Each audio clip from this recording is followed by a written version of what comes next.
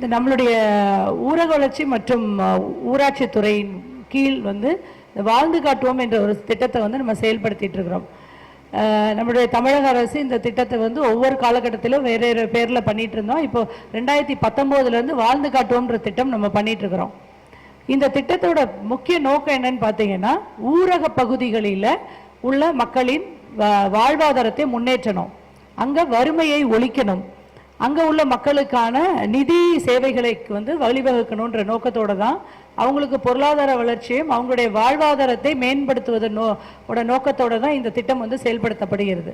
இந்த திட்டத்தின் கீழே என்னன்னு பார்த்தீங்கன்னா, நமக்கு சுய உதவி குழுக்கள் திட்டத்தின் யார் பயனாளிகளாக இருக்க முடியும் அப்படின்னா, சுய உதவி குழு உறுப்பினராக இருக்கணும், இல்லை அந்த சுய உதவி குழு உறுப்பினரின் குடும்பத்தாராக இருக்கணும். அதில் ஆண் பெண் என்ற பேதம் நமக்கு இல்லை. ஸோ அவங்க குடும்பத்தார் யாராக இருந்தாலும் அவங்களுக்கு தொழில் செய்ய ஆர்வம் இருந்தால் அவங்களுக்கு வந்து நம்ம ஊக்கப்படுத்தி அதுக்கான மானிய தொகையை வழங்கிட்டு இருக்கிறாங்க. ஸோ சுய உதவி குழுன்றது தான் பேஸு. ஸோ ஊரக பகுதியில் பணி இல்லாத வீட்டில் இருந்தக்கூடிய பெண்கள் அனைவருக்கும் அவங்க எல்லாரும் ஒரு தொழில் முனைவராகவும் அவங்க பொருளாதாரத்தை அவங்களே ஈட்டி ஒரு சிறப்பான ஒரு வாழ்வை பெறணுன்ற நோக்கத்தோடு தான் திட்டம் செயல்படுத்தப்பட்டு வருகிறது. ஸோ இதில் பார்த்தீங்கன்னா, நமக்கு இந்த திட்டத்தின் வாயிலாக உற்பத்தியாளர் குழுக்களை நம்ம உருவாக்கி இருக்கிறோம், அப்புறம் தொழில் குழுக்களை உருவாக்கி இருக்கிறோம், உற்பத்தியாளர் நிறுவனம் ஒன்று உருவாக்கி இருக்கிறோம். இந்த தொழில் நிறுவனங்கள் இவங்களுக்கெல்லாம் இணை மானியம் வழங்குறோம் நம்ம. அப்புறம் இந்த நுண் நிறுவன நிதின்னு கொடுக்குறோம். அதுக்கப்புறம் பார்த்தீங்கன்னா, சமுதாய பண்ணை பள்ளிகள்ன்றதையும் சமுதாய திறன் பள்ளிகள்ன்ற இதையும் நம்ம நடத்திட்டு இருக்கிறோம். சமுதாய பண்ணை பள்ளிகள் பார்த்தீங்கன்னா, விவசாயத்தில் ஒருத்தர் வந்து இப்போ வாழை சாகுபடி செய்கிறாருன்னு வச்சிங்கன்னா, அவர் வந்து ஒரு குட் ப்ராக்டிசஸ் அவர் வச்சுருப்பார். அவர் பலமுறை அந்த வாழையை போட்டு அதில் வரக்கூடிய நோயை எப்படி அதை எதிர்ப்பு பண்ணி அது நல்ல ஒரு மகசூலை ஈட்டுவதற்கு அவர் சில வழிமுறைகளை அவருடைய பல ஆண்டு கால அந்த இது பயிர் செஞ்சதில் அவர் கண்டுபிடிச்சு கொண்டு வந்திருப்பார். அதை வந்து இதே மாதிரி அந்த ஊரில் இருக்கிறவங்களுக்கு அவர் பயிற்றுவிக்கிறார். இந்த டெக்னிக்கை நீங்கள் யூஸ் பண்ணிங்கன்னா நல்ல மகசூல் கிடைக்கும், இந்த மாதிரி பண்ணிங்கன்னா இந்த நோய் தாக்கத்திலேருந்து நம்ம வந்து விடுபடலாம் அப்படின்ற மாதிரி. அது மாதிரி வாழை நான் வந்து ஒரு உதாரணத்துக்காக சொன்னேன். ஒவ்வொரு பயிருக்கும் அந்த மாதிரி சிறப்பாக விவசாயம் பண்ணிகிட்டு இருக்கிறவங்கள தேர்ந்தெடுத்து, அதான் சமுதாய பண்ணை பள்ளின்னு அவர் மூலமாக அதே தொழிலில் ஈடுபட்டு இருக்கக்கூடிய பிறருக்கு வந்து நம்ம பயிற்சி அளிக்கிறோம். அதே மாதிரி அந்த ஊரக பகுதியில் உள்ள சமுதாய திறன் பள்ளிகள்னு உருவாக்குறோம். இப்போ நீங்கள் எடுத்தீங்கன்னா, இப்போ அந்த சுங்குடி சாரி கட்டுறாங்க செய்கிறாங்க இல்லையா, அந்த சுங்குடி புடவை வந்து அவங்க செய்கிறவங்க சொல்லுவாங்க என்னென்ன டெக்னிக் இதில் அப்படின்னு. அவங்க அதில் எக்ஸ்பர்டைஸ் ஆகிருப்பாங்க. அவங்கள வச்சு பிறருக்கு நம்ம பயிற்சி கொடுக்குறோம். இந்த மாதிரி நம்ம பணம் வழங்குறது மட்டும் இல்லாமல், மானிய தொகை கொடுப்பது மட்டும் இல்லாமல், இந்த மாதிரி பயிற்சிகளிலும் இது மூலமாக நம்ம வழங்கிட்டு இருக்கிறோம்.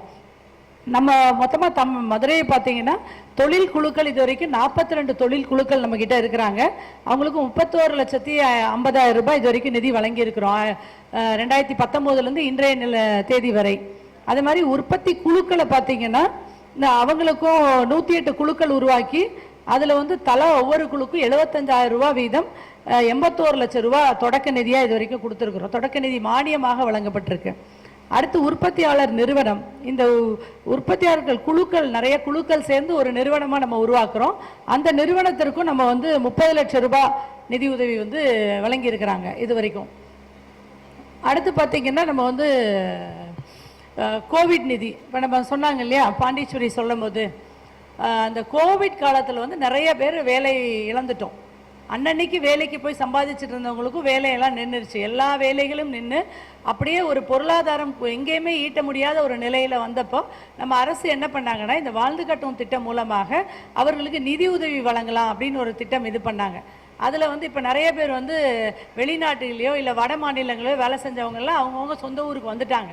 வேலைகளெல்லாம் இழந்து சொந்த ஊருக்கு வந்துட்டாங்க.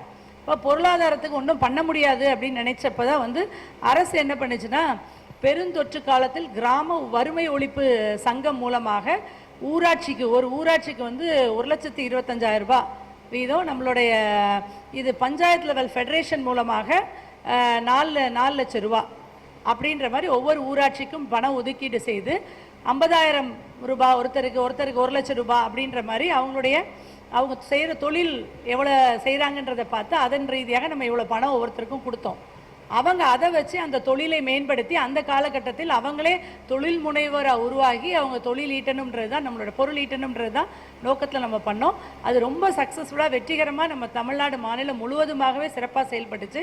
நமக்குமே அது நம்ம இந்த வாழ்ந்து காட்டும் திட்டம் 4 பிளாக்ல தான் பண்ணிட்டு இருக்கோம், ஊராட்சி ஒன்றியங்களில் தான் நம்ம பண்ணிட்டு இருக்கிறோம். அதில் ஒரு 137 ஊராட்சிகளில் இது நம்ம பண்ணிட்டு இருந்தோம். அந்த இதில் நம்ம பார்த்தோன்னா 9.06 கோடி பணம் கொடுத்துருக்குறோம். 3331 பயனாளிகளுக்கு இந்த பணத்தை கோவிட் காலத்தில் நம்ம வழங்கினோம். அந்த வாங்கின பணத்தை அவங்க நல்லபடியாக தொழில் செய்து அந்த பணத்தை அவங்க திரும்ப அப்படியே கட்டிட்டாங்க.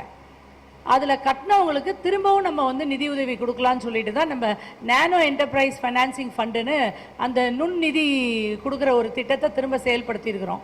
ஸோ அது ஏற்கனவே வாங்கினவங்க சிறப்பாக தொழில் செய்து வாங்கிய கடனை திரும்ப கட்டிட்டாங்க அப்படின்னா அவங்க இதில் மீண்டும் அதில் பயன்படலாம். இல்லை புதிதாகவும் வரக்கூடியவங்க நல்ல தொழில் செஞ்சுட்டு இருக்கிறவங்க தொழிலை மேம்படுத்தணும்னா நம்மக்கிட்ட இந்த நிதி வாங்கி பண்ணலாம். அதுவும் இப்போ கிட்டத்தட்ட நம்ம 900 நபர்களுக்கு 4.58 கோடி கொடுத்துருக்குறோம். நம்ம கோவிட் காலத்தில் கொடுத்தது 9.06 கோடி கொடுத்துருந்தோம். அதில் கடனை திரும்ப செலுத்தி அந்த பணத்தை வச்சே நம்ம ரொட்டேஷன் கொடுக்குறோம். புதுசாக ஒரு நிதி உதவி எதுவும் நமக்கு அரசு தரலை. இந்த நிதியவே நம்ம திரும்ப கொடுத்து இப்போ 900 பேர் அதில் பயனடைஞ்சிருக்கிறாங்க. ஸோ அதுக்கடுத்து பார்த்தீங்கன்னா இந்த இணை மானியம் ஏற்கனவே எல்லாருக்கும் கொடுத்துட்ருக்குறோம். இது வரைக்கும் நம்மக்கிட்ட பயனடைஞ்சவங்க 340 நபர்கள் பயனடைஞ்சிருக்காங்க. அதில் பெண்கள் 233.